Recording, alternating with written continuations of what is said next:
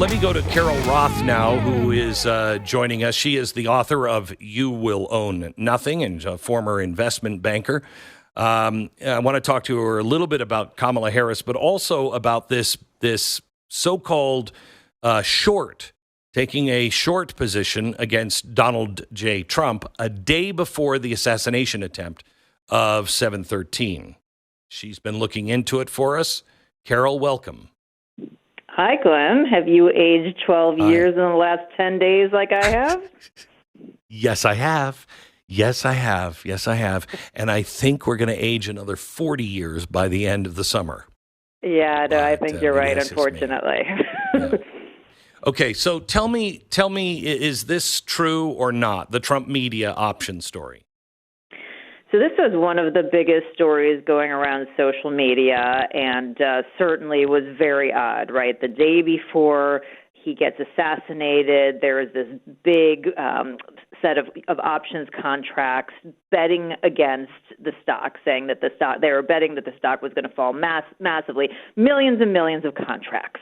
And of course, everybody's tying, what does this mean? What does this mean? So this is what I found based on publicly available information.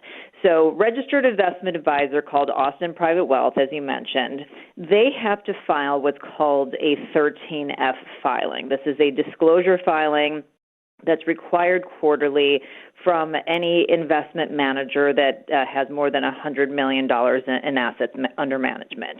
And basically, it lists all of their equity holdings, which usually includes equity-related options and other ETFs and stocks and the like at the end of every quarter. And since after the quarter ends, it takes a little bit of time to gather the data. That's usually filed within a few weeks after the end of the quarter. So the filing for Austin Wealth as of the end of June was made on July 12th. So people who sort of think that this was reflective of something that happened on July 12th didn't really appreciate that this was an end of June report that was filed on July 12th. So that sort of set off the first wave of conspiracies. The second thing, very unfortunate, is that they had a third-party vendor, apparently, according to their press release, that had erroneously misstated their positions. And that meant that for the Trump Media Group, they had put, instead of putting 12 contracts, which represented 1,200 shares, because each contract is 100 share, it showed that they had 12 million share equivalents.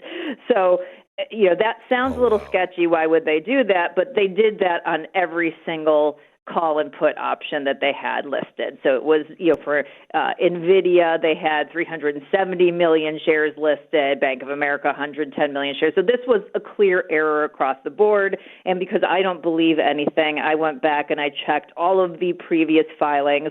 And in all of the previous filings, they had a normalized number of contracts being shown. So it was clear this was a mistake and it was an outlier. So when you put these two things together and it looks like there's so many shares and it's done at a time period that looks like it was the Friday before the assassination attempt, but really that was just the filing date.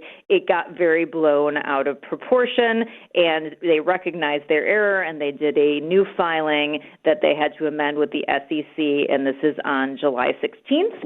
And for anybody who's super nerdy and likes to go through and look at filings, this is all available on the SEC's site EDGAR, which allows you to find all the filings, the publicly available filings that are made by companies.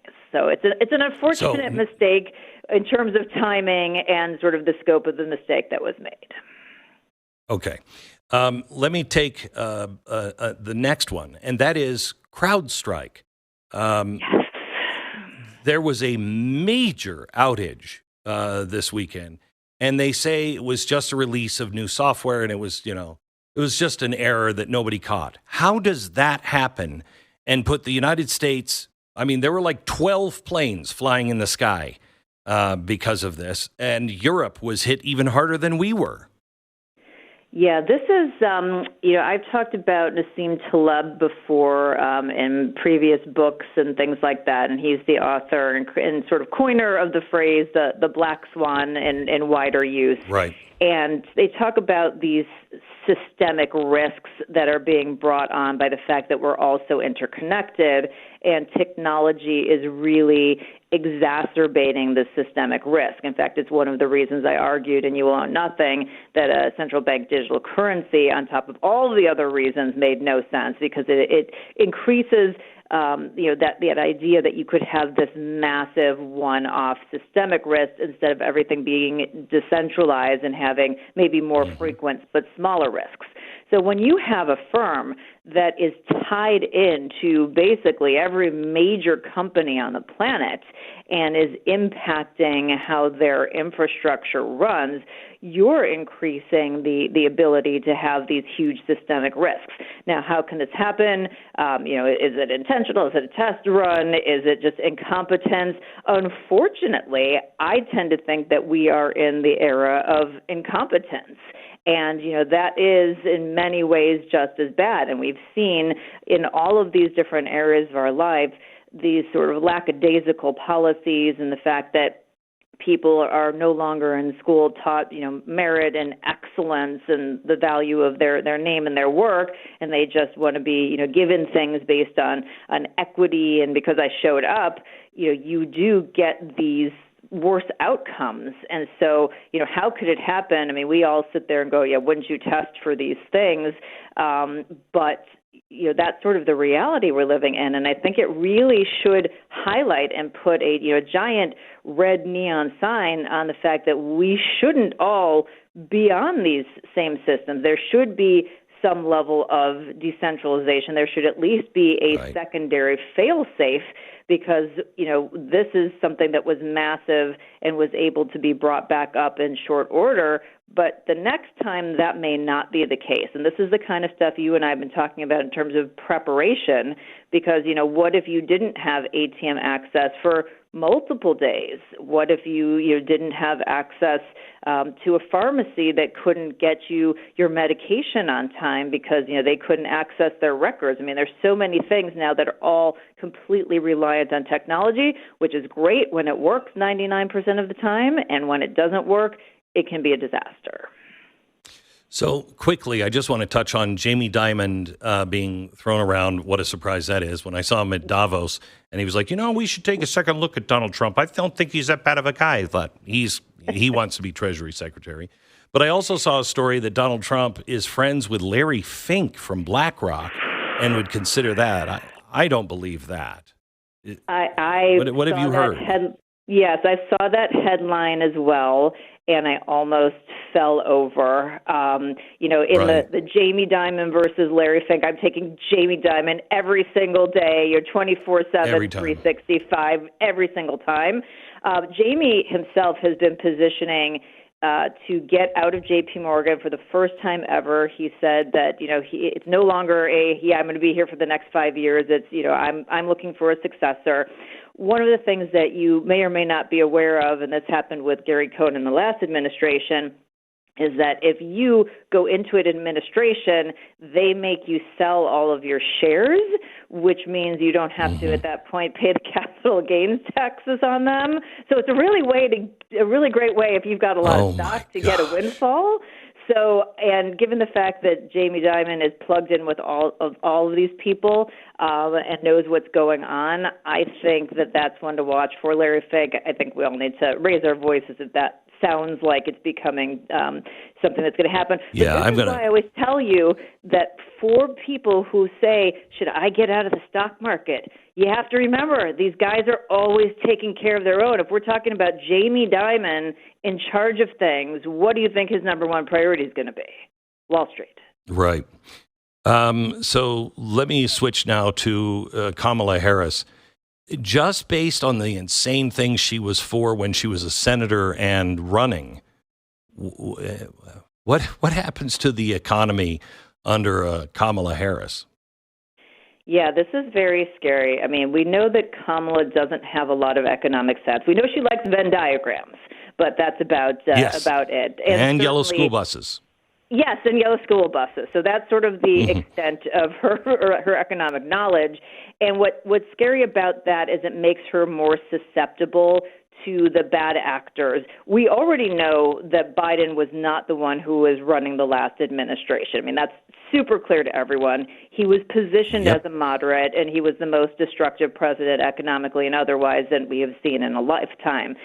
So now you have the same people who are pulling the puppet strings, and now they have Kamala Harris, who has, and I know that Justin Haskins, your co-authors, brought this up before, she has a very checkered history. She was, I think a lot of people forget this, she was one of the Senate sponsors, co-sponsors of the original Green New Deal.